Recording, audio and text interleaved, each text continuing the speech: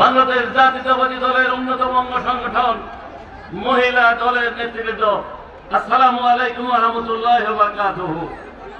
স্বাধীনতার পরে ৫৪ বছর অতিবাহিত হয়েছে।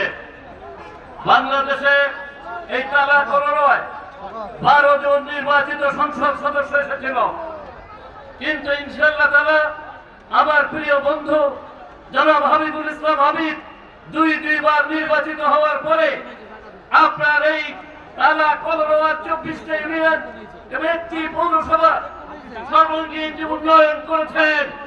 বিগত ১১ জন এমপি তার ১০ ভাগের ১ ভাগ উন্নয়ন করতে পারেন নাই।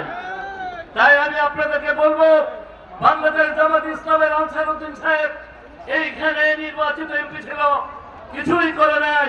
তাই আমি আজকে এই উপস্থিতি দেখে আশান্বিত হয়েছি। হাবিবুল ইসলাম হাবিব ৫০,০০০ ভোটের কাছাকাছি ব্যবধানে ২০০১ সালে ১৫ অক্টোবরে নির্বাচিত হয়েছিল। ইনশাআল্লাহ তারা আজকে সমাবেশ প্রমাণিত করে আগামী নির্বাচনে তিনি লক্ষাধিক ভোটের ব্যবধানে বাংলাদেশ জামাত ইসলামকে পরাজিত করবে। আর একটা কথা আপনাদেরকে বলবো,